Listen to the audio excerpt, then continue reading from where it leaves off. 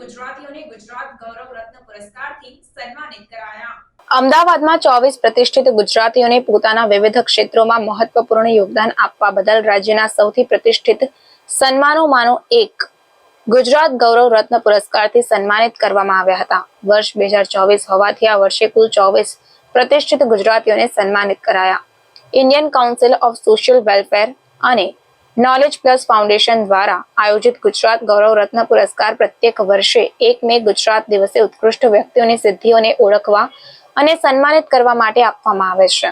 રાજ્યમાં લોકસભાની ચૂંટણી હોવાથી આ વર્ષે એક અલગ તારીખ નક્કી કરીને એવોર્ડ સમારોહનું આયોજન કરવામાં આવ્યું હતું। 24 પ્રતિષ્ઠિત ગુજરાતીઓને પોતાના વિવિધ ક્ષેત્રોમાં મહત્વપૂર્ણ યોગદાન આપવા બદલ રાજ્યના સૌથી પ્રતિષ્ઠિત સન્માનોમાંનો એક ગુજરાત ગૌરવ રત્ન પુરસ્કારથી 26 મે રવિવારના રોજ સન્માનિત કરવામાં આવ્યા હતા। વર્ષ 2024 હોવાથી આ વર્ષે કુલ 24 પ્રતિષ્ઠિત ગુજરાતીઓને સન્માનિત કરાયા।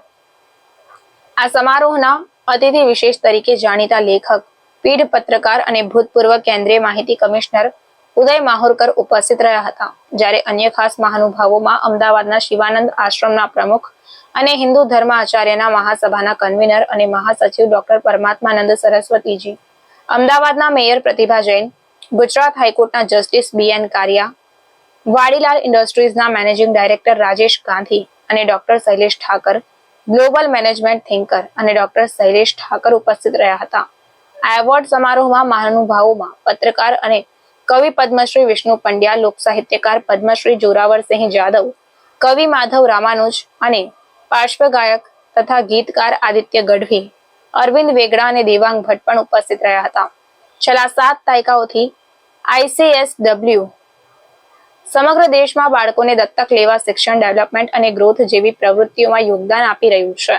આ એવોર્ડ વિજેતાઓમાં અમદાવાદ, મહેસાણા, સુરત, મુંબઈ, વડોદરા, રાજકોટ, બનાસકાંઠા, સાબરકાંઠા તેમજ ઓસ્ટ્રેલિયાથી પણ એક ગુજરાતી ઉપસ્થિત રહ્યા હતા। આ પ્રસંગે global management thinker doctor Shailesh Thakar દ્વારા સ્પેશિયલ લાઈફ એટ 108 પુસ્તકનું વિમોચન કરવામાં આવ્યું હતું।